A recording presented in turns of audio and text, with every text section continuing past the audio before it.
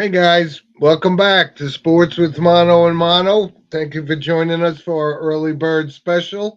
First show of 2026. It's January 3rd, and I'm here, of course, with Elijah Weintraub, my co host. Eli, Happy New Year, my friend. Happy New Year to you, Jim, and to our audience watching at home. And we have a great show for you today. Tons of football to talk about.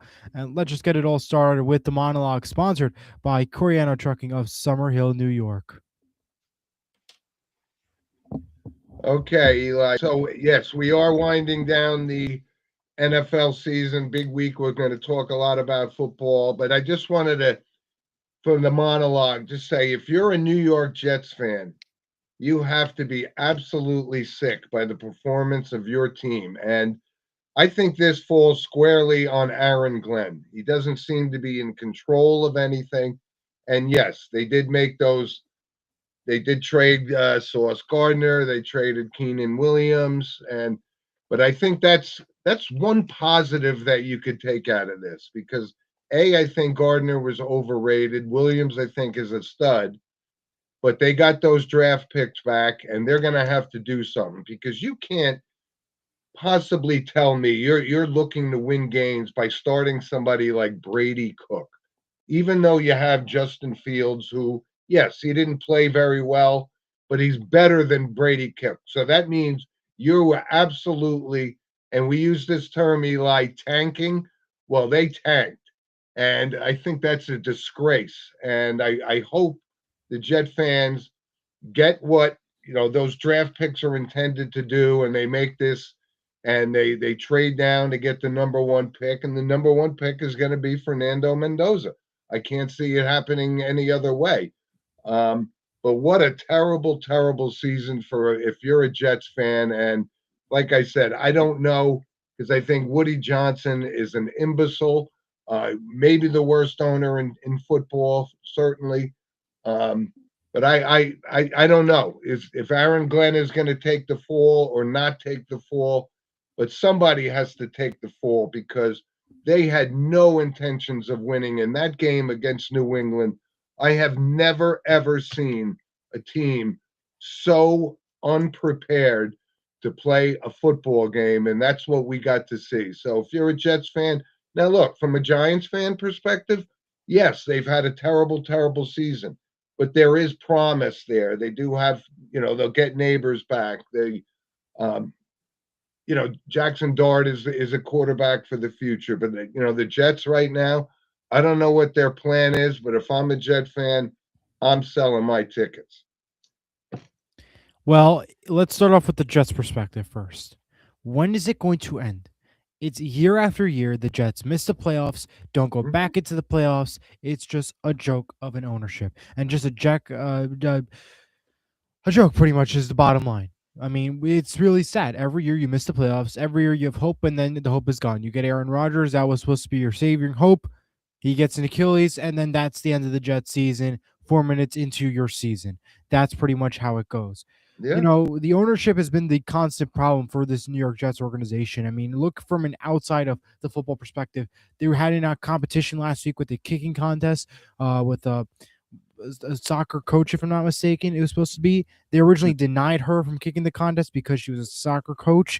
They let her kick. She missed it, never won anything, and just made a joke for the Jets. But it's just a sad situation what's going on in the New York Jets. And if you look at the Jets' current draft order, right now they hold the number 3 draft pick.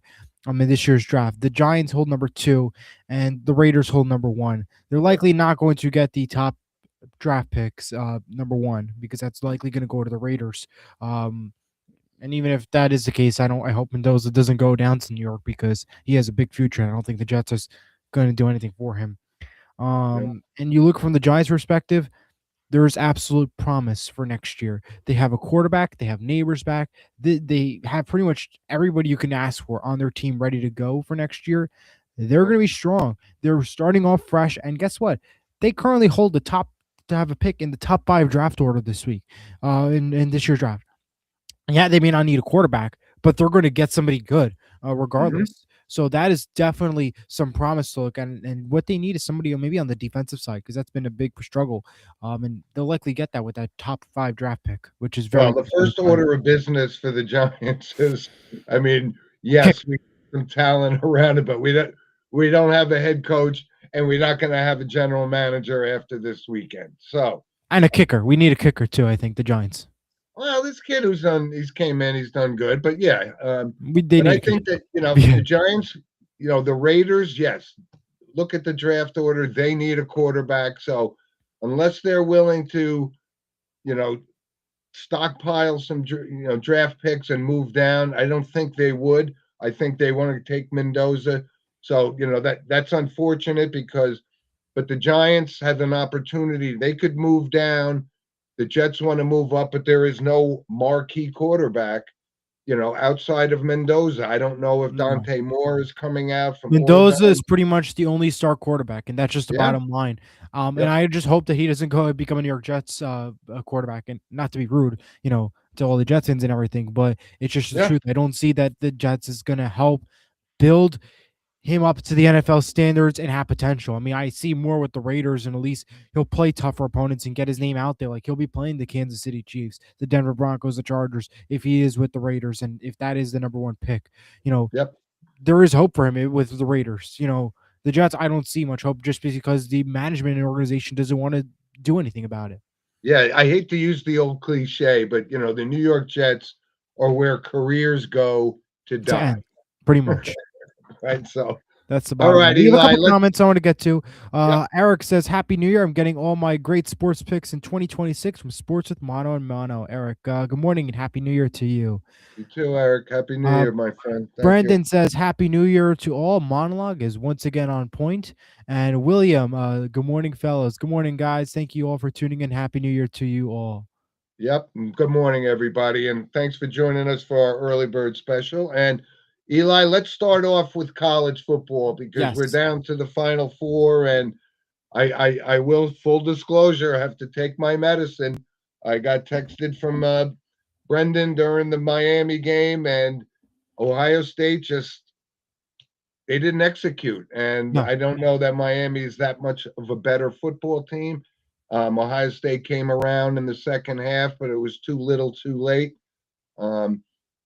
So that game, for me, I missed 3 out of 4. I Yeah. have to be honest. I had Miami. I had Ohio State. I had Texas Tech. I had Georgia, and all 3 of those lost. And the only ones that you and I Successfully got is Indiana. it's Indiana. And boy, do they look really, really good. They Well, look almost unbeatable right they now. really do just look unbeatable. 38-3 in the Rose Bowl against Alabama with Nick Yep. Saban in the house and everybody.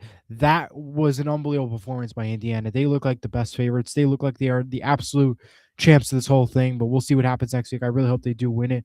Yep. But I want to talk about Mendoza real quick. He played unbelievable football the other day. Now, I don't know if it's because of Curt Cignetti, the head coach, or if he is just really the best guy that could ever come out of this draft in a long time. He really looked good, and he was on the interview with Holly Rowe on ESPN, and he just had class. He respected everybody. He didn't say anything bad. He was like, he felt like a broadcaster at one point because he talked so well and maturely. I have so much hope for this kid heading into the NFL. Me too. He really is going to be a star in the NFL. I haven't said that in a long time about a lot of these players getting into the draft, but this guy is really going to make a name for himself and help rebuild an organization around. And I think what helped him grow to the player he is that Curt Cignetti, that head coach of Indiana, and they're going to have a tough competition next week versus Oregon in the Peach Bowl. Well, I will tell you this, that I am just as impressed with Curt Cignetti as I am with Fernando Mendoza. Absolutely. And the two of them together. And look, Cignetti, I don't know where he came from but he seems like he could be the next Nick Saban in college football. Absolutely. He put this all together so quickly, and he's not going anywhere. He wants to stay at Indiana. He signed a long-term contract, so he's not going anywhere. But what a unbelievable job on both sides of the ball. So you got to give Signetti a lot of the credit. It's not just Mendoza, but they do have a solid defense as well. And I just couldn't be more impressed with Indiana. And And the it's one so unusual because Indiana's a basketball school, but pretty now they much. become a football school. And you know, It's one great. fact that came out this week: zero titles for Ole Miss, Indiana, and Oregon. The last title won between these four was in 2001 with Miami. So it's pretty crazy to think about. Yeah. Uh, what we're seeing here is a pretty unique, situation, unique bracket. And hey, guess what? The Big Ten is rising in this. I mean, with Indiana, Oregon. I mean, it's just unbelievable. We don't not seeing these SEC teams that have been on the air constantly. This is pretty cool. One of the bigger games. Yeah, well, there's a couple other things at play, Eli, is really, you look at Ole Miss and the job that, they did against, they've been dealing with this whole Lane Kiffin mess, and yet, Trinidad Chambliss looks like a really solid quarterback as well, certainly on the collegiate level. Don't know how Absolutely. it translates to the NFL, but that was a big win against Kirby Smart and Georgia, and I have some personal things there because my niece attends Ole Miss, so that's good for me.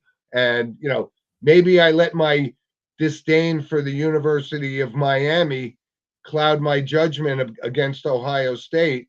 I still think Ohio State was a formidable team, but they couldn't get out of their way in the first half, and it came back to haunt Absolutely. them. And Miami, first time in 23 years that they're actually relevant, even though we had to watch this antics of Michael Irvin and Ray Lewis on the sidelines, and that's why I can't stand Miami.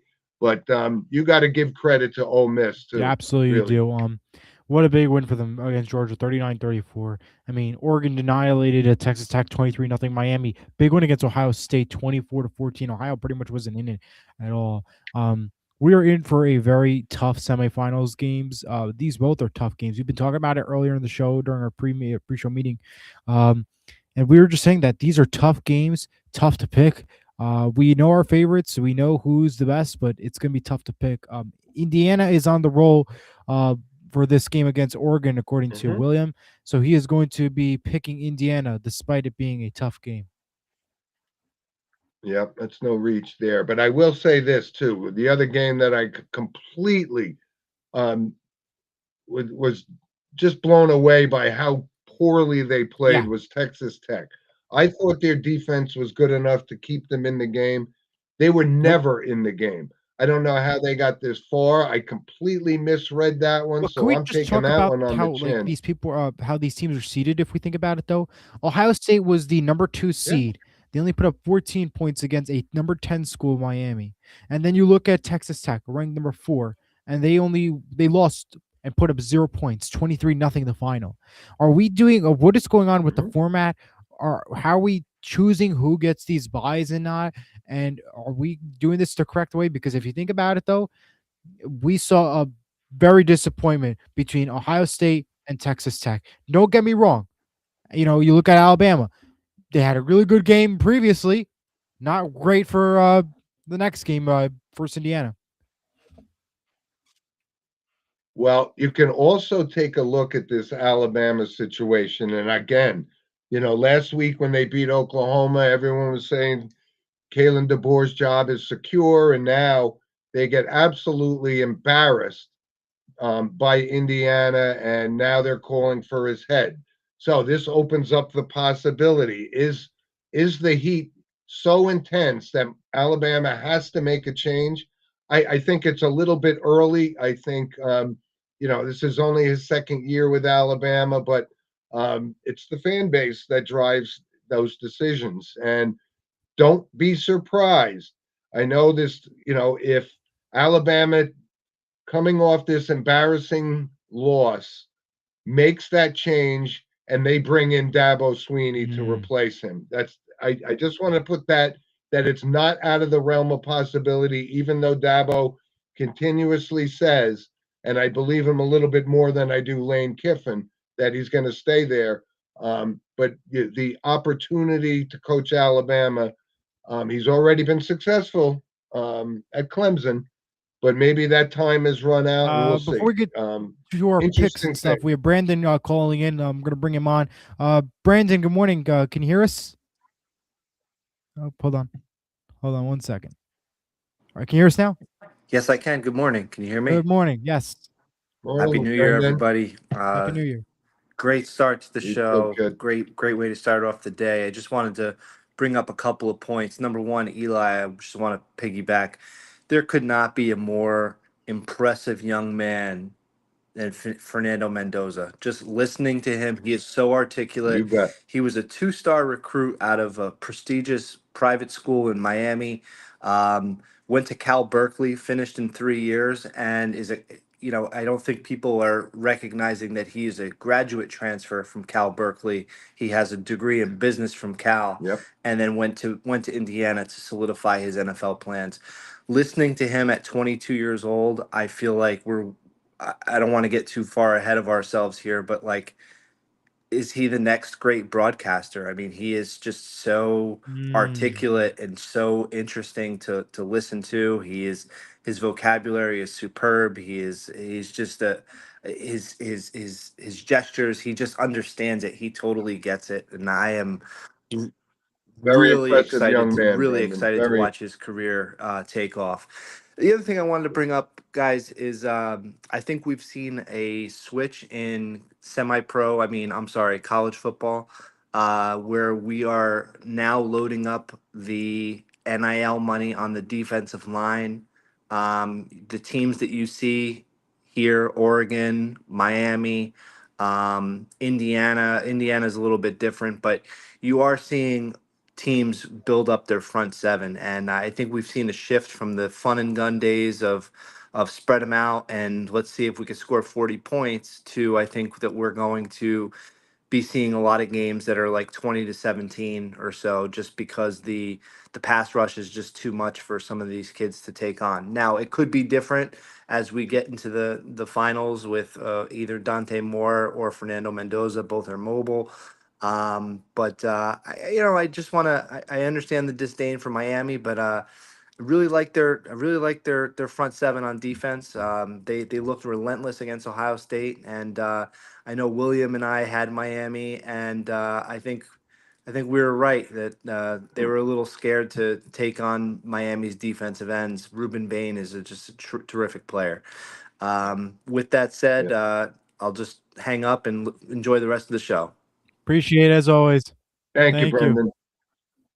And listen, as impressive as Fernando Mendoza, and we all agree. I mean, he's just so articulate. He seems so level-headed, and he is a guy you're going to build a Absolutely. franchise around. So whether he ends up in Vegas or not, but you got to give this kid Trinidad Chambliss some credit because of all of the controversy with the Lane Kiffin and Ole Miss. Now, note that Trinidad Chambliss came from Ferris State, which is a notorious Division II powerhouse type school, and he won a Division II title with them too. So he's a really good kid, very athletic, and I think with all of the controversy surrounding it, he really against a Georgia football team was very impressive to me as Yeah. well. And let's go to our picks, and I have two other notes we'll go to. Let's go right to it. Yep. We start off on Thursday, January 8th with the Verbo Fiesta Bowl, 7:30 on ESPN. It's number 10 Miami and the number 6 Ole Miss. A very good game, and I'm going to go with Miami in this one. I really like their performance last week versus Ohio, and I think they have a lot of potential, so I'm going to go with Miami in this one. Eli, yeah, I know maybe like I said, my disdain for Miami, but I really believe that this Ole Miss thing is seems like a team, at least to get to the finals, Mm. of destiny. I think Miami is a solid team, and like Brendan pointed out, this kid Bain and so forth, they do have a solid defense, but I didn't really give them a puncher's chance to beat Georgia, and yet they did. And I'm going to go with Ole Miss to upset Mm. Miami and make the national Wow. championship game against Wow, wow, Indiana. wow. The last game let's talk about I know. Friday, January 9th, the Chick-fil-A Peach Bowl, 7:30 on ESPN. It's number 5 Oregon and number 1 Indiana. Of course, I'm going to go with Indiana. I'm a big fan of Mendoza. I love Kurt Ignetti as head coach. I Me have to too. go with Indiana in this one. Me too. I All agree right, with so that. we both I agree differ with on that. Miami and Ole Miss, but we both agree on Indiana. Last note, 2 notes from the college Yep. football world. Northwestern is hiring veteran coach Chip Kelly as its new offensive coordinator. And let's just say this, I want to get this out the way now. That Pop-Tarts Bowl last week was pretty exciting. I like the theme. I like it all. And I don't know how that's not one of the top 5 college bowl games for the playoffs, because that to me is exciting. I like the idea of the Pop-Tarts, toaster trophy, and I don't know, I thought that's worthy of a college Well, I football will say playoff this bowl. Let is me tell you. well, without the college football playoff aside, I think we finally did wrap up a very long bowl season last night with the Holiday Bowl. I think that was the last Yeah, bowl game. I think it might Arizona be one going today. in number 17 in the country, and they lose to SMU out in San Diego. So, yeah, it's been a Yeah, great college football season, though. Great. absolutely. Let's go now to the National Football League, where we saw some crazy upsets and the bracket getting tighter. We take a look at It the is. playoff picture real quick here, and here are the teams in and out. We start off with the NFC, where the Bears and Eagles have locked up the division. They're the division winners. They'll be staying at the 2 and 3 seeds. The Panthers and Buccaneers, they'll be fighting for a playoff spot. We'll be talking about that in just a minute. I'll get to all the scenarios in a little bit. Seattle Seahawks and the 49ers are in, but their game today will determine who gets the number 1 seed and who is going to get the number 5 seed. The Rams and the Packers are going to stay at the number 6 and 7 spots, where their records are.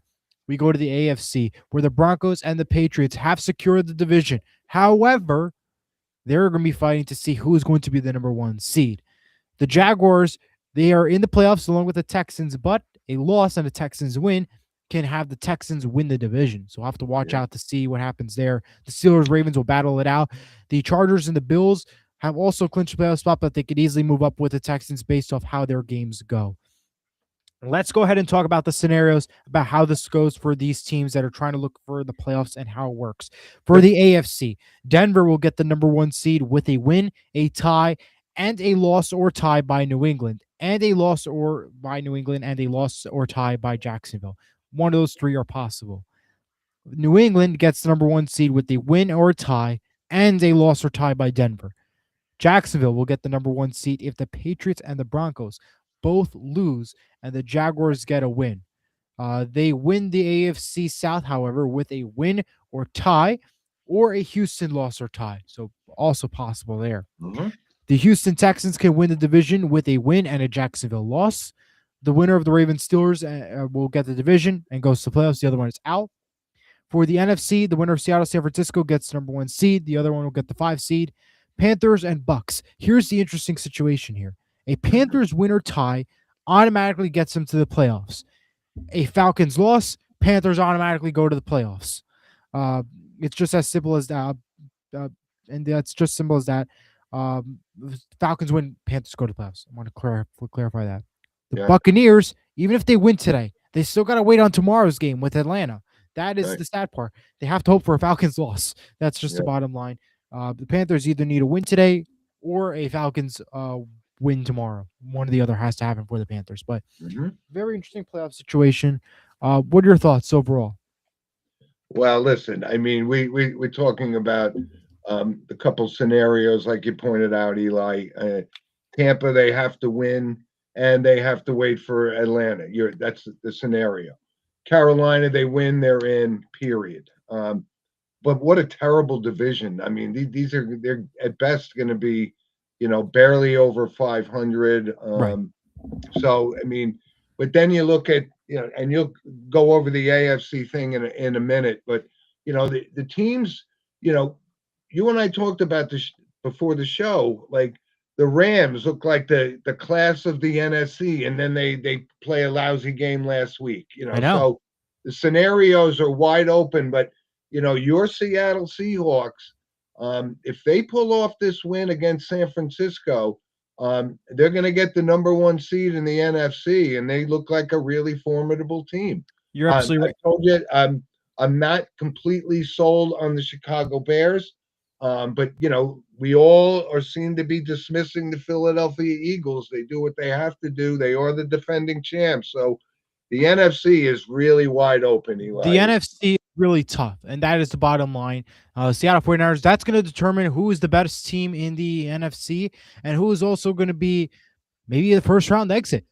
Because if you think about it, Seattle has to win this game. If they don't win today, I don't know if there's gonna be much hope for them in the playoffs because they'll get the 5 seed. They'll have to play the Panthers. Yes, they might, or the Buccaneers. Yes, they'll likely get that win. But still, what does that mean for the next round? Who would it play? Would it be the 49ers if it's the 1 seed or vice versa?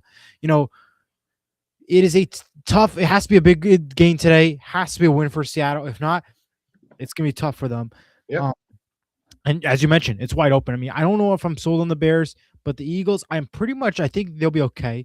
But they do have a tough game versus the Rams, and the Rams look very tough too, despite their past couple losses and stuff. They look really Yep. good getting into the game. So we'll see Yep. what happens there. Packers, they're in there. They'll play the Bears. It's a division game. I don't know if the Packers, I'm completely sold on them. I think the Bears might get that win, but we'll see what happens when we get Yeah. to the playoffs. And if they are the 2 seed, because for all we know, they could easily swap a Philadelphia. And I did mention this like a week ago when I saw Jordan Love against Denver, and he didn't look like he had what it takes to get to that next level. And they're hanging around at 9-6, and I'm just not so sure that the Packers are going to go anywhere deep into the playoffs here. So. And we used to go to the AFC now, and pretty much it is super wide open because last week the Bills lost a pretty in a bad way. If you think about it, the Bills, the final score of that game was 13-12 to the Philadelphia Eagles. And we were talking about this earlier in the show. What was that 2-point conversion at the end of the game? I mean, Mendoza can do that no problem. If we saw that, he almost did a similar play in the playoffs with that touchdown in the Rose Bowl in college football world. But what was that throw by Josh Allen? This is kind of scary to think about. Are they really a playoff team? And don't get me wrong, they have to win this year if you think about it. They have to have a far run because there's no obstacle, no big obstacle stopping you. And if they can't win this year, I don't know what else to say. And I talked about it too. The sad part too is the Bills are the 7th seed right now. They're the 7th seed. They could easily be 5, 6, maybe even up more. But and we talked about it a little bit. Like I've been a believer in Buffalo. Like I said, we see that the path is a lot easier for them this year, but they're not. But they don't seem like they want to put the effort in. Yeah, I don't know. But if you look at the AFC though, it's wide open. I mean, you think about it because are the Broncos really the number 1 seed? Are they really worthy of that spot? I mean, what was the tough game that they you could say that they beat? Yeah, you could say the Chiefs, they won 24-12, but look at the schedule. I don't know. And then same thing with the Patriots, same thing. Are they really the number 2 seed? Who have they played that, when they head to the playoffs, they can be good? I don't know. I know, but you look at Denver and, I've constantly been picking against Denver week after week after week, and yet they still find a way to win. Is Bo Nix that elite quarterback? Not necessarily. But Sean Payton is a great coach. He's done a great job there. And yes, a lot of people are pretty much dismissing the New England Patriots because they didn't play this super, super tough schedule, but they win every week. And Drake May is a contender for most valuable player, and he's a young, dynamic type quarterback, and he's going to be the anchor for that team for many years to come. And I think they have more of a chance than people give them credit for, and I'm looking forward to seeing them. And I love the job that Mike Vrabel has done. And a lot of people were tired of the Patriots because they won every year with Tom Brady for so long. But I like to see them back in the mix. I'm kind of excited to see that. We'll see what happens. And Brendan says, kudos for Buffalo for going for 2. The AFC is wide open. Get them to play with momentum. And you're absolutely right. I'm not dismissing that they should have went for 2. I think they should have. That was the right choice. It was a great choice. But what was that throw though? That's my question. He missed it. That's all. He missed it. It was not what you want to do in this game-winning situation. Yep, he missed it. That's all. Couple other notes in the NFL. Phil Rivers, Colts QB, is officially done, and he is retired for real this time. Riley Leonard will start this weekend for Indianapolis. Justin Herbert will not play this Sunday versus the Broncos. And the Dolphins have brought in Troy Aikman as a consultant to advise the organization on its GM search. I don't understand that move at all. I don't know. What does Troy Aikman have that I don't know. Whatever. All right, Eli. Let's go ahead and make our picks, but before we do that, we gotta look at that standings chart. And there's confetti already because Jim has a 36-21 record. I have 33-24. I've gained the game, so now we only separate by 3. But we are picking 6 games this week. That's right, 6 games. We're picking all 3 primetime games, the both ABC and ESPN games, and the NBC game, plus 3 afternoon bonus picks as we always do. So it's a big week for both of us. We'll see who we pick and what we go with. And do you want me to start or do you want to go first, Jim? It's up to you. Well, since you picked up a game last week, I'm going to give you the honor of going first. Oh, gee, thanks. All right. So let's go ahead and kick things off with today, 4:30 p.m. on ABC and ESPN. We have the Panthers and the Buccaneers. It's a division on the line. One's going to the playoffs. The other one ain't. And I'm going to go with the Panthers as this one, 26-23. I like the Panthers the past couple of games that they played, and I think they're going to finally get to the playoffs and this mini drought that they had for these past couple of years, and they could say something to the New York Jets potentially. Seattle, San Francisco, today at 8 o'clock on ABC and ESPN. Probably one of the best games of the weekend because this is obviously both these teams are very physical teams. They are both battling for the number 1 seed. They both deserve a playoff spot. I'm a Seattle Seahawks fan, but I am going to be picking the San Francisco 49ers 27-24. I just don't trust Seattle against San Francisco in this big game. And I unfortunately don't think that they're going to be getting the number 1 seed. And I think that's going to be going to San Francisco. Interesting. Saints Falcons, 1 o'clock on Fox. That's my bonus game. I'm going to go with the Saints in this one, 22-18. The Falcons are wishy-washy. 1 week they do good, 1 week they don't do good. I just think the Saints are going to win this one. The next game, the Cowboys-Giants, 1 o'clock on Fox. The Giants just want to mess up their draft order so bad that I have a feeling they're going to end up winning this game. That means absolutely nothing to them. So I'm going to go with the Giants in this one, 32-28. Okay. And wait, you took New Orleans or Atlanta, Eli? New Orleans, I took. Okay. My next game, Lions-Bears, 4:25 on Fox. This game means kind of nothing to both these teams because Bears are in the playoffs. They have really not much to fight for. The Lions, they're out of the playoffs. But I just see the Bears resting everybody, and I think the Lions are going to end up getting this victory 24-22. So I'm going to go with the Lions. The last one, the Ravens-Steelers. This is both a common game that both of us will be picking together. It's one of the games that's going to decide the division. It's at 8:20 p.m. on NBC tomorrow night, Sunday Night Football. I'm going to go with the Ravens in this one to beat the Pittsburgh Steelers and Mike Tomlin's drought of heading into the playoffs. And the final score of that game is going to be 26-23. So my picks are Panthers, 49ers, Ravens, Giants, Lions, and the Saints. Wow. Jim, it's all yours. What do you got? All right. Well, we could get some separation or you can close the gap here. So let's start with the Saturday games. Tampa and Carolina. And, this is a tough pick here. And I think Baker Mayfield is banged up, but I think I'm going to go with Tampa Bay to win this game. I'm not a believer in Bryce Young at the NFL level like I was with him at a college level. I'm hoping Baker Mayfield just sucks it up and battles these injuries that have been plaguing him. But I think the scenario that they have to win to get in, and the Falcons have to lose. So I'm gonna take Tampa on that game.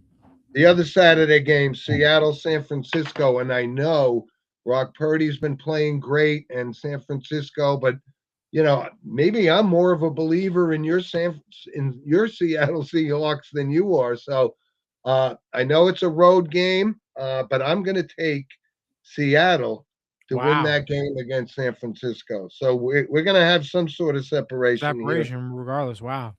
Right? And then the Sunday night game is Baltimore-Pittsburgh. I agree. I think Pittsburgh is hanging on by, the skin of their teeth here. And I'm not a believer in Aaron Rodgers anymore. And Baltimore still has a shot, right? They can get in the playoffs, Yes, right? that game decides who's going to the playoffs and who's not.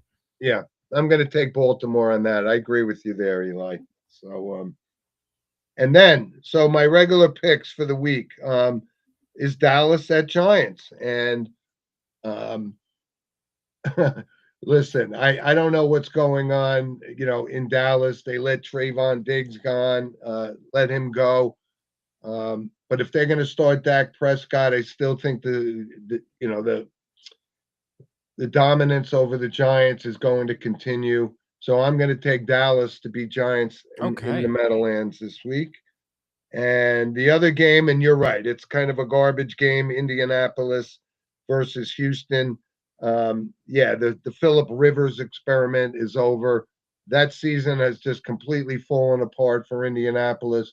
And by the way, they're going to pay the price for giving up those draft picks to the Jets. So I'm going to take Houston in that game.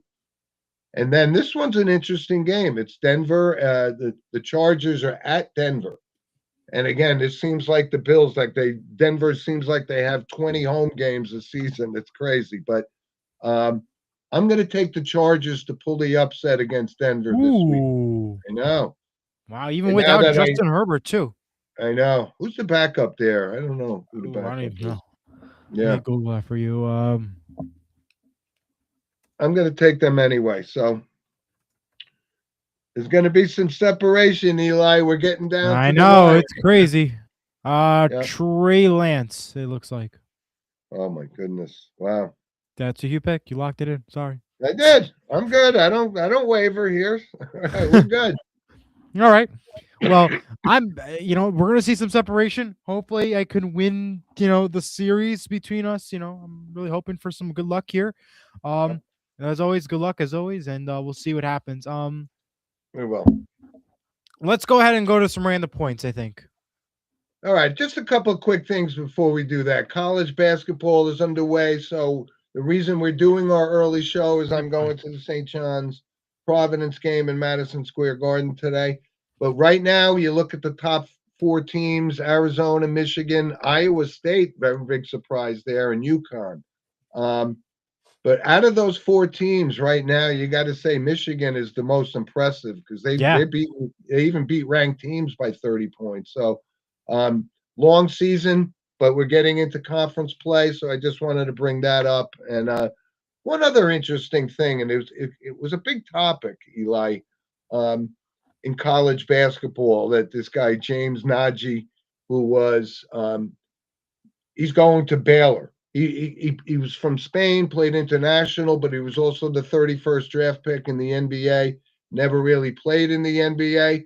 And now, so this is going to open up another complexity to the nil portal and so forth. When you're letting guys that get drafted in the NBA and then they don't work out in the NBA, that they can go back to. And then in this case, he's going to Baylor.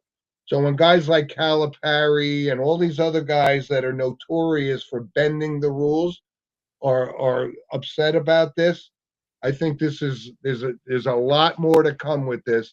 I don't think this is going to be an isolated incident, but it is a little strange to see that you take a guy that entered the NBA draft and now he's back at college. A lot of things to keep an eye on there. Yeah. And college football is heating up. It's in January. It's Yep. almost March Madness time. Crazy to think about. Yep. And as far as the NHL goes, yesterday was the Winter Classic down in Miami, of all places. It looked like a nice the setting. Rangers- I'll be quite honest with you. Yeah, it was. It was. They always do a good job on it. And the Rangers, tough season for them, but they're 6-0 in outdoor games, so that's pretty impressive. And they end up beating the Panthers. I love the throwback uniforms, though. That's what made it pretty cool. Absolutely. Before we can move on, we have William Hathaway joining us. He's calling in now. Good morning, William. Can you hear us?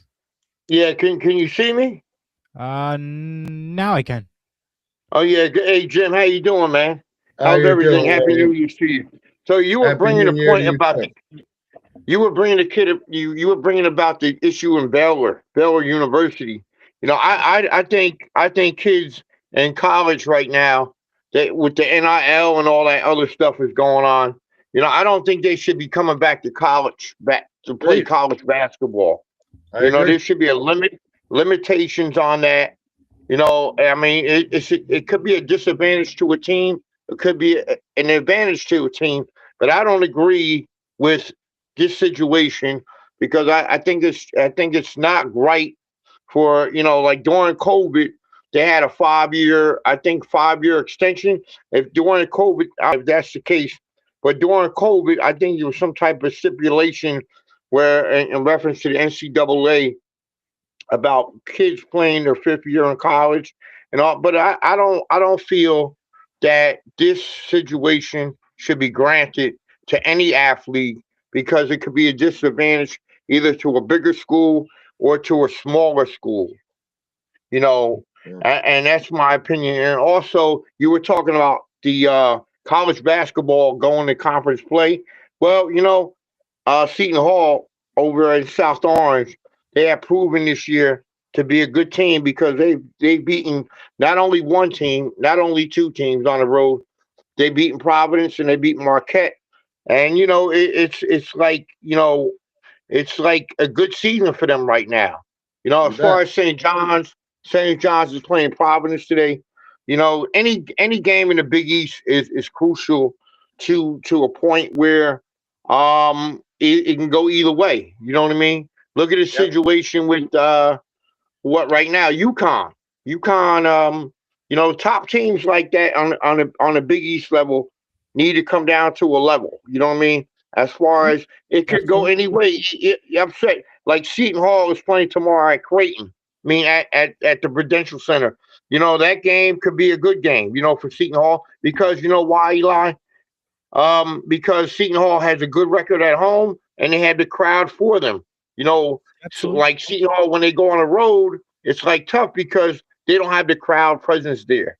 And Uh, and Yep. and to advantage as far as those teams, it's conference play. Like you talked about Michigan, Jim. Any game in the top 20 can go either way any given week. Yep. Absolutely. You got it. Uh, Thank you very much, William, for your insight and your opinions. And Happy New Year to you. And I'm going to touch base Happy on. New Year to you. Be good. Happy I'll New talk Year. to you soon. All right. I do think right now that we're going to have a situation, Eli. First of all, congratulations. Your Seton Hall team is an impressive basketball team right now, and I'm Absolutely. happy for you on that front.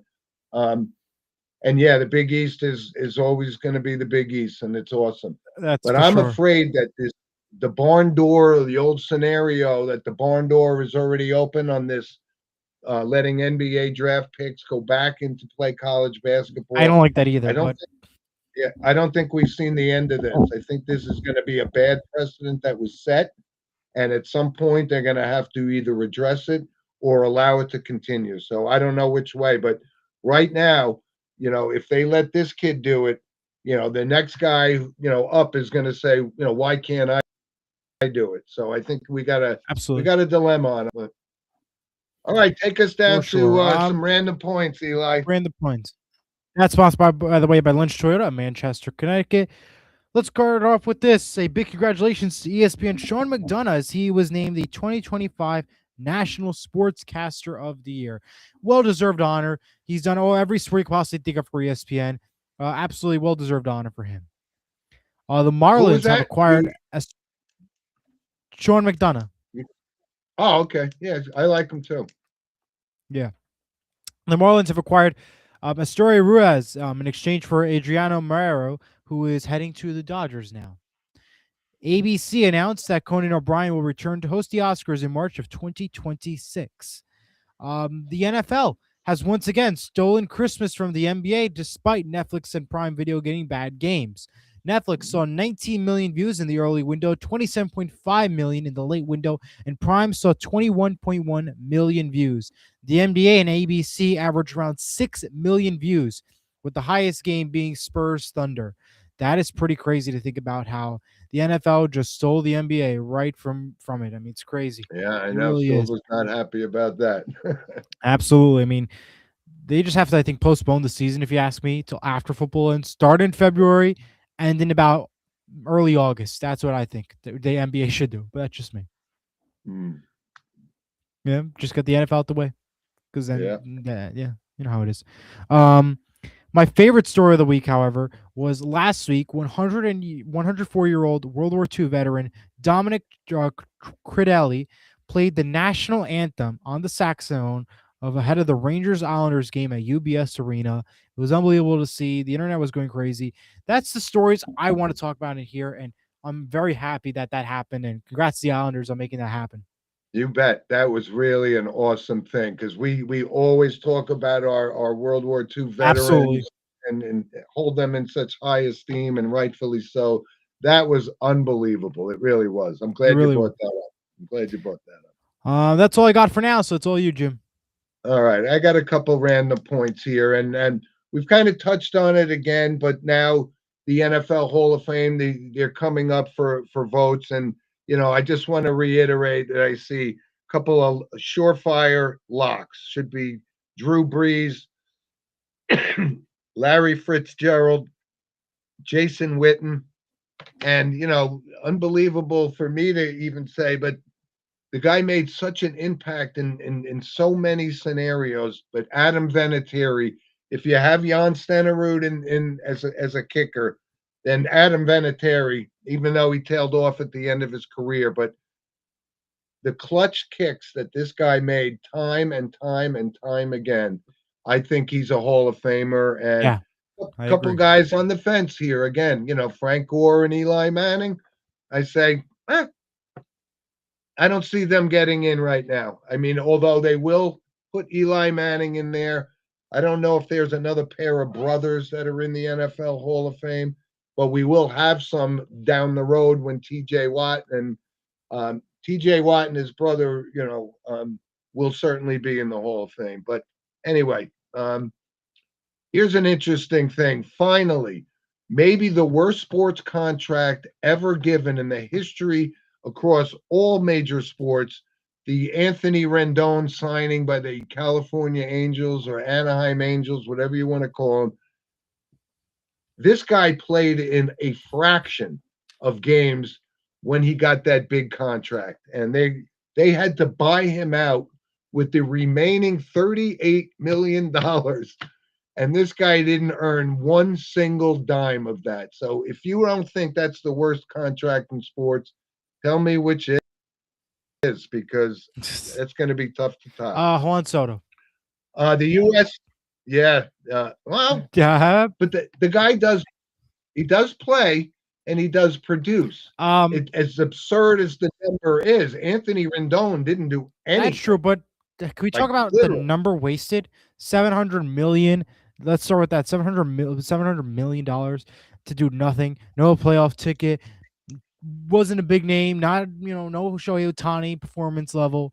And to me, that's a big bust. Okay, but not as big as Rendon. For now, we still got don't know. time. I guess we could say. I guess. Eli, the USA Junior Hockey World Championships were yesterday, and the U.S. was two-time defending champs in that arena, but they lost in overtime to Sweden. But these are the future stars of the NFL. You got it. And Sterling and Shannon Sharp. Sterling Sharp. Perfect. Good call. I couldn't think of that, Brendan. Thank you very much. But that is true. But I think both will agree here that both Watts are going to the Hall of Fame when Absolutely. it's all said and I think done. that's no question. Yep. And how about this? It's kind of a, where does the time go? So from what we've seen, the early dominance of Tiger Woods, when he first came up and the dominance he did for the next 20 years, he's turning 50, which makes him eligible, should he choose to go that route, to play on the Champions Tour. But it's really hard to believe, because I remember him being on this phenom on the Mike Douglas show when he was like just a kid, and now he just turned 50 years old. So where does the time go, Eli? Right? Don't know. Got it. That's it for me for random. Alrighty, points. and William says high school basketball today at Newark Tech at St. Mary's Rutherford versus Seton Hall Prep today in Newark for the first annual Essex Fest. All right, well, good luck, St. Mary's. Okay, thank you, William. Let's go now to what's your recommendation? And the photo segment sponsored by Vital Selections. You can scan the QR code to learn more. So my Yeah. recommendation, So I'm going to go first. CBS Show Night returns on Wednesday with Hollywood Squares and The Price is Right at Night. Who does not want to watch The Price is Right at Night?